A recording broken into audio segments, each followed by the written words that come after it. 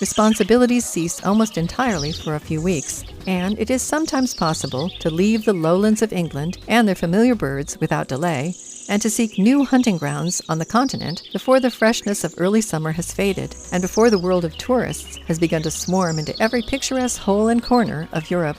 An old standing love for the Alpine region usually draws me there, sooner or later, wherever I may chance to turn my steps immediately after leaving England. He who has once seen the mountain pastures in June will find their spell too strong to be resisted. At that early time, the herdsmen have not yet reached the higher pastures, and cows and goats have not cropped away the flowers which scent the pure, cool breeze. The birds are undisturbed and trustful, and still busy with their young. The excellent mountain inns are comparatively empty, the marmots whistle near at hand, and the snow lies often so deep upon footpaths where a few weeks later even the feeblest mountaineer would be at home, that a fox, a badger, or even a little troop of chamois may occasionally be seen without much climbing.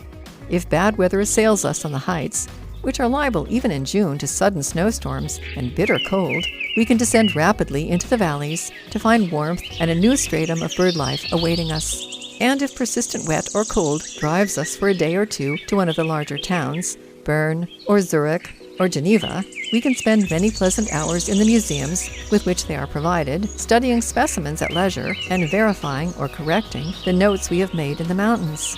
It is a singular fact that I do not remember to have ever seen an Englishman in these museums, nor have I met with one in my mountain walks who had a special interest in the birds of the Alps.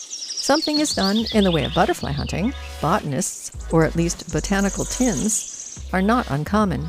The guidebooks have something to say of the geology and the botany of the mountains, but little or nothing of their fauna. I have searched in vain through all the volumes of the Jahrbuch of the Swiss Alpine Club for a single article or paragraph on the birds, and the oracles of the English Alpine Club are no less dumb. Not that ornithologists are entirely wanting for this tempting region.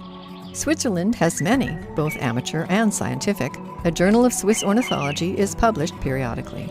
Professor Faccio of Geneva, one of the most distinguished of European naturalists, has given much time and pains to the birds of the alpine world and published many valuable papers on the subject, the results of which have been embodied in Mr. Dresser's Birds of Europe. But what with the all-engrossing passion for climbing and the natural indisposition of the young Englishman to loiter in that exhilarating air, it has come to pass that the Anglo-Saxon race has for long past invaded and occupied these mountains for 3 months in each year without discovering how remarkable the region is in the movements and characteristics of its animal life. I myself have been fortunate in having as a companion an old friend, a native of the Oberland, who has all his life been attentive to the plants and animals of his beloved mountains. Johann Anderegg will be frequently mentioned in this chapter, and I will at once explain who he is. A peasant of the lower Haslital in the canon of Bern, born before the present excellent system of education had penetrated into the mountains, was not likely to have much chance of developing his native intelligence, but I have never yet found his equal among the younger generation of guides, either in variety of knowledge or in brightness of mental faculty. He taught himself to read and write, and picked up knowledge wherever he found a chance. When his term of military service was over, he took to the congenial life of a guide and Jäger, in close fellowship with his first cousin and namesake, the famous Melchior, the Prince of Guides. But a long illness, which sent him for many months to the waters of Lükerbad, incapacitated him for severe climbing, and at the same time gave him leisure for thinking and observing. Melchior outstripped him as a guide, always congenial to both, as men possessed of lively minds as well as muscular bodies, has long been limited to an occasional chat over a pipe in wintertime. But he remained an ardent hunter and has always been an excellent shot. And it was in this capacity, I believe, that he first became useful to the Professor Faccio, whom I mentioned just now. He did much collecting for him, and in the course of their expeditions together, contrived to learn a great deal about plants, insects, and birds, most of which he retains in his old age. There is nothing scientific in his knowledge, unless it be a smattering of Latin names, which he brings out with great relish, if with some inaccuracy. But it is of a very useful kind, and is aided by a power of eyesight which is even now astonishing in its keenness. I first made his acquaintance in 1868, and for several years he accompanied my brother and myself in glacier expeditions in all parts of the Alps. But it has been of late years, since we have been less inclined for strenuous exertion, that I have found his knowledge of natural history more especially useful to me. He is now between 60 and 70, but on a bracing Alp, with a gun on his shoulder, his step is as firm and his enjoyment as intense as on the day when he took us for our first walk on a glacier 18 years ago. The mention of his gun reminds me that though my old friend's eyes and my own field glasses were of the greatest help to me, I could not always satisfy myself as to the identity of a species. And 2 years ago, I was forced to sacrifice the lives of some 6 or 7 individuals. This, it is worth knowing, is illegal in all parts of Switzerland and illegal at all times of the year, and I had to obtain a license from the cantonal government at Bern, kindly procured for me by another old acquaintance, Herr Immer of Meringen and Ixtlanalp, to shoot birds, quote, in the cause of science, end quote. This delighted Anderegg, but at my earnest request, he suppressed his sporting instincts, or only gave them rein in fruitless scrambles over rock and snow in search of ptarmigan and marmots. I propose to occupy the latter part of this chapter in taking my readers a short expedition, in company with Anderegg, in search of alpine birds.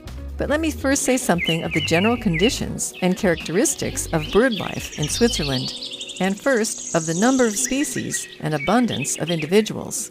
People sometimes tell me that they never see any birds in the Alps.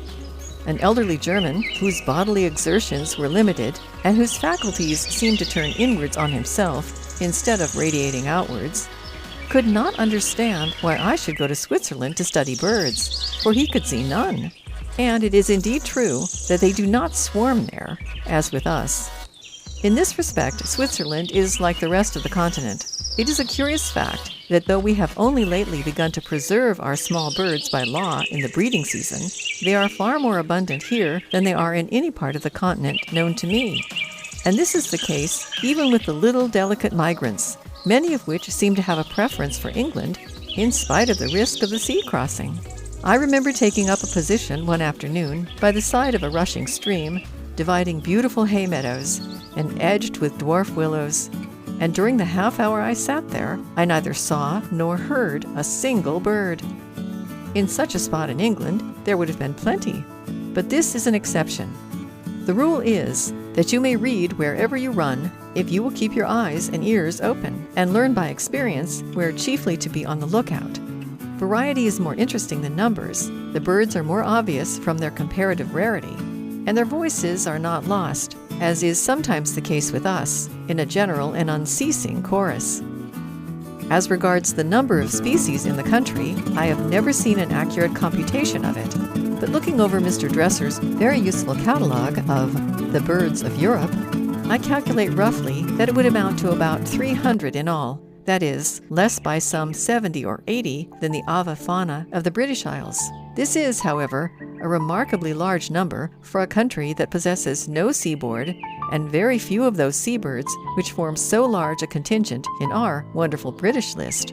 And it suggests a few remarks on the causes which bring some birds to the Alps periodically and have tempted others to make them their permanent home.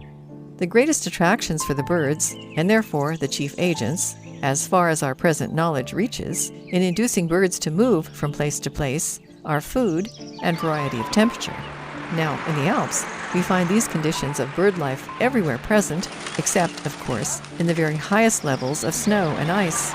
The seed-eating birds find sufficient food in the rich hay, thick and sweet with flowers, which covers the whole of the alpine pastures from May to July, and abundance of corn, flax, and fruit in the valleys. In the steep pine woods that usually separate these valleys from the pastures, the larger seed-eaters enjoy an endless supply of fir cones. The insect-eating birds are still more fortunate. Nothing is more striking in the Alps than the extraordinary abundance in the summer of insects of all kinds, as we know to our cost in the sun-baked valleys. And on the mountains it is equally wonderful, though less annoying. There it is that the beetles have their paradise. In loose heaps of stone, often collected to clear a stony pasture, in the wooden palings used to separate Alp from Alp, in the decaying lumber of the pine forests, beetles both small and great are absolutely swarming. A clergyman, pastor of a valley near Meiringen, who collected them, found more than 800 different species in his parish alone. All the birds shot for me at the Engstlen Alp had been living on a diet of minute beetles as their principal food. It is indeed wonderful to notice the strange disproportion between the abundance of food provided and the numbers of the birds who avail themselves of the repast. There is so much more to eat than can ever possibly be eaten. But we must remember that this is the case only during the warm months. During the greater part of the year, the snow is on the ground in the regions of which I am speaking, and hardly any birds are to be found there. A great and general migration takes place, either to the valleys below or out of the mountain region altogether, southward, or in a very few cases, northward. Switzerland is, in fact, an admirable center for the study of migration. Migration, that is, on a large scale, where the birds leave the country entirely, and also on that limited scale, which we call in England partial migration. I believe that the Alps will someday win the attention of the ornithologists as being one of the best of all positions as a center of observation. We will pause for a moment to glance at it in this light. We need hardly look at the map to see that the huge mass of the Alps lies directly in the path of the great yearly migration of birds from south and east to northern Europe. The question arises at once, does this immense mountain range, with its icy peaks and windswept passes, act as an obstacle to the traveling birds, or do they rise to it and cross it without going round into the plains of North Switzerland and Germany? I confess that I should like to be able to answer this question with greater certainty, but I believe the right answer, in the rough, to be as follows. In the first place, a large number of species never attempt to cross the mountains, but remain in the Great Basin of the Po and in southern France the whole summer, thus making the avifauna of Lombardy district distinct in many points from that of Switzerland. If we look through the works of Dresser, Gould, or Brie on European birds, with the object of learning something on this point, we will find that bird after bird, especially among the tenderer kinds of warblers, gets no further than North Italy and the southern slopes of the Alps, seldom straggling into Switzerland proper. On the other hand, some migrating birds, such as the black redstart, the citral finch, and some of the hardier warblers, seem to desire a cool climate to breed in, and doubtless come across the passes to inhabit the alpine pastures during the whole of the summer. How far this is also the case with the vast number of more delicate birds, such as the various reed and willow warblers, who live by the rivers and lakes during the summer, I cannot undertake to say. And it is a mere guess on my part if I hazard an opinion that many of these must come into Switzerland by way of France and Austria. Anderegg sent me word last autumn that he had noticed the swallows leaving Meiringen, not southwards over the Grimsel Pass towards Italy, but westwards, as if they were seeking to turn the vast mountain barrier. Yet it is a known fact that on some of the passes, birds are watched and killed in their passage. But I have still to speak of partial or internal migration in Switzerland, and this is what, if I am not mistaken, will prove a very fertile source of ornithological knowledge when thoroughly understood. As I said before, the agents which chiefly cause birds to move from one place to another, so far as we know, are food supply and temperature. Now we have only to look at a raised map of Switzerland to see at once how subject the birds must be to such incitements towards change of place. Anyone who has been to Switzerland will have noticed that the scenery falls into three great divisions: that of the lakes and valleys, that of the alpine pastures and forests, and lastly, that of the regions on the borderline of perpetual snow, running upwards to the higher snowfields. The professional mountaineer pays little attention to any but the last of these. The botanist and ornithologist have, fortunately, much reason to pause and reap a harvest in the lower levels, which are incomparably more beautiful. For convenience sake, I will call the lowest number 1, the second, that of the alpine pastures, number 2, and the highest, number 3. The distribution of birds in these three regions is continually changing. Number 3, in the winter, is entirely devoid of life and food. The eagles and the great bearded vultures, now very rare, can find not even a marmot to prey upon, for they are all asleep in their burrows. The snowfinches and the ptarmigan, which in the summer delight in the cool air of an altitude of 8,000 to 10,000 feet, have descended to number 2, or even lower, compelled by want of food and water. And so too with the red-winged rock creeper, the alpine pipit, and others, which may be seen in summer close to the great glaciers.